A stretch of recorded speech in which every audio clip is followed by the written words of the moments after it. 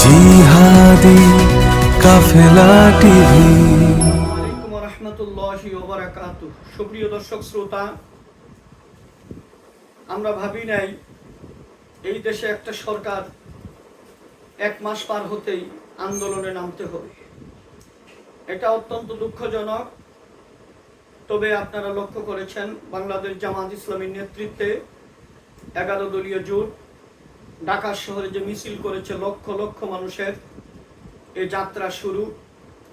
যদি জুলাই সনদ এ সরকার মেনে না নেয়, যদি সংবিধান সংস্কারে তার শপথ না নেওয়া হয়, তাহলে এই আন্দোলন আর গড়ে ফিরবে না। হাসিনার বিরুদ্ধে যে আন্দোলন হয়েছিল, যে আন্দোলন বৈষম্যের বিরুদ্ধে, সেই আন্দোলন পরবর্তীতে সরকার পতনের আন্দোলনে পরিণত হয়েছিল।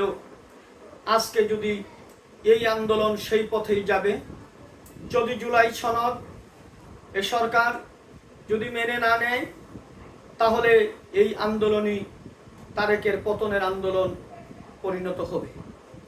সুপ্রিয় দর্শক শ্রোতা, যদি জুলাই সনদকে সম্মান না করা হয়, জুলাই সনদ অনুযায়ী যদি রাষ্ট্র পরিচালনা না হয়, তাহলে এই রাষ্ট্র ধ্বংসের মুখে চলে যাবে। এটা আমরা আর করতে দিব না। এই রাষ্ট্র চলে যাবে হিন্দুয়ানি কালচারে, যেটা আওয়ামী লীগ করেছিল। আপনারা ইতিমধ্যে লক্ষ্য করেছেন, এই সরকার যে সাংস্কৃতিক মন্ত্রী বানিয়েছে নিতাই রায় চৌধুরী, এই নিতাই রায় চৌধুরী এই ভারতীয় দালাল, ভারতের এই গোয়েন্দা প্রধান, বাংলাদেশে যিনি কাজ করেন, এদের সাথে চুক্তি করে এই লোক পহেলা বৈশাখে মঙ্গল শোভাযাত্রা আবার হাতে নিয়েছে। মঙ্গল শোভাযাত্রা এটা মূর্তি, এই মূর্তিকে সামনে নিয়ে এই 18 কোটি মুসলমানের বাংলাদেশে আমরা পহেলা বৈশাখে মূর্তি, এই কুকুরের, ইঁদুরের, এই বিড়ালের মূর্তি বাংলাদেশের পহেলা বৈশাখ পালন করতে দেওয়া হবে না। জুলাই সনদ যদি বেঁচে না থাকে, এই দেশে আবার হিন্দুয়ানি কালচার চলবে। এটা আমাদের দেশে চলতে পারে না। বাংলাদেশের মুসলমান ওই মঙ্গল শোভাযাত্রার সাথে মুসলমানের কোনো পরিচয় নেই। এটা বাঙালি সংস্কৃতি নয়, এটা হচ্ছে হিন্দুয়ানি সংস্কৃতি। বাংলাদেশে পহেলা বৈশাখে শুকরিয়া মিছিল হতে পারে, শুকরিয়া শোভাযাত্রা হতে পারে আল্লাহর কাছে, যে আল্লাহ একটা বছর পার করলাম, আরেকটা বছর সুন্দরভাবে মুনাজাত হতে পারে, দোয়া হতে পারে। কিন্তু কুকুরের মূর্তি নিয়ে, এই বাঘের মূর্তি নিয়ে বাঙালি, বাংলাদেশি মুসলমান তারা আনন্দ ফুর্তি করতে পারে না। এটা হইতে দেওয়া হবে না।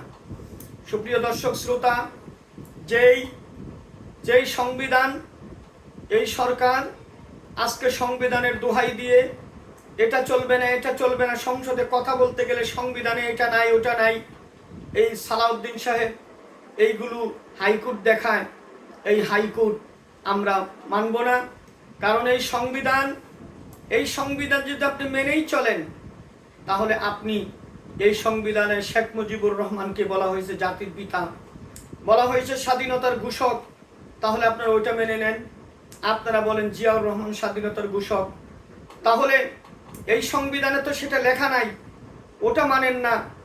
আবার জুলাই সনদ সংবিধানে নেই, এটা মানেন। আপনাদের যেটা ভালো মনে হয় সেটা মানেন, আপনাদের যেটা খারাপ মনে হয় সেটা মানবেন না, এটা হইতে পারে না। এটা বাংলাদেশি জাতীয় দেশের এই জাতি সেটা মেনে নিবে না, কখনো নয়। আপনারা জুলাই সনদে স্বাক্ষর করেছেন, এই জুলাই সনদ অনুযায়ী দেশ চালাতে হবে। উচ্চ কক্ষ গঠন করতে হবে, ওই উচ্চ কক্ষ পেয়ার পদ্ধতিতে গঠন করতে হবে।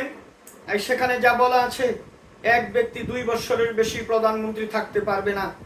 আপনারা এইগুলো বাতিল করে আপনারা বিচারপতি আপনারা নিয়োগ দিবেন, সুপ্রিম কোর্ট আপনাদের কথাই চলবে। এইগুলো জুলাই সনদে, এইগুলো অধ্যাদেশের মাধ্যমে, এইগুলো স্বাধীনতা বিচার বিভাগের এটা করা হয়েছিল, সেটা আপনারা আজকে মানতে চাচ্ছেন না, মানাতে বাধ্য করা হবে। আমরা এখনো বলি না যে এই সরকার 1 মাসের সরকারের পতন হবে। আমরা চাই আপনারা 5 বছর থাকুন, তবে জুলাই সনদটা মেনে জনগণ হায়ের পক্ষে 70% ভোট দিয়েছে, সেই 70% ভোটকে সম্মান করুন। সম্মান যদি না করেন, অসম্মানিত হয়ে এদেশ থেকে হাসিনা যে পালিয়েছিল, ছবিটা আপনার দরজা টানিয়ে রাখুন, সেখান থেকে শিক্ষা নেন। শেখ হাসিনা পালিয়ে ভারতের সম্মানের সাথে আছে, আপনি ভারতে গেলে আপনাকে পিটাইয়া মাটির সাথে মিশাইয়া দিবে। আপনার জায়গা ভারতে হবে না, আপনার জায়গা বঙ্গোপসাগরে হবে। তা না হলে জনগণ পিটাইয়া এই দেশে আপনাদেরকে মাটির সাথে মিশিয়ে দিবে। সুতরাং এইগুলো বন্ধ করুন। জুলাই সনদ অনুযায়ী রাষ্ট্র চলবে, তা না হলে জামাত ইসলামীর নেতৃত্বে যে আন্দোলন চলছে, এই আন্দোলন থামবে না। এই আন্দোলন আপনাদের পতনের কারণ হবে। তাই আপনারা যে সংবিধানকে বেগম খালেদা জিয়া বলেছিল সরকার, জনগণের সরকার যেদিন প্রতিষ্ঠিত হবে, ওই দিন এই সংবিধানকে ছুঁড়ে ফেলে দেওয়া হবে। শুধু তাই নয়, ওই দিন আমদালির রহমান পার্থ সাহেব যে বক্তব্য রেখেছে, এই সংবিধানকে যারা ছুঁড়ে ফেলে দিতে চায় তারা হচ্ছে স্বাধীনতা বিরোধী। আমদালির রহমান পার্থ নিজেও একদিন বলেছিলেন, এই সংবিধানকে আমরা ছুঁড়ে ফেলে দিব। সংবিধান মানুষের জন্য, এই সংবিধান দিয়ে নির্যাতন করা হচ্ছে। আমি আপনাদের বোঝার জন্য শেখ খালেদা জিয়ার সেই বক্তব্য এবং ওই আমদালির রহমান পার্থের সেই বক্তব্যটা আপনাদের সামনে আমি তুলে ধরছি। সংবিধান হলো আওয়ামী লীগের একটি ইশতেহার। এই সংবিধানকে যেই দিন জনগণের সরকার আসবে, সেই দিন এই সংবিধানকে ছুঁড়ে ফেলে দেওয়া হবে। এই সংবিধানকে ব্যবহার করে বারবার মানুষের উপর অত্যাচার করা হয়েছে। সুতরাং এই সংবিধান যেই সংবিধান মানুষের কথা বলে না, সংবিধান যেই সংবিধানে মানুষের ইচ্ছার প্রতিফলন হয় না, মানুষের ভবিষ্যৎ দেয় না, মানুষের প্রোটেকশন দেয় না, সেই সংবিধানকে মানুষ। বাংলাদেশ জিন্দাবাদ, ইনকিলাব জিন্দাবাদ।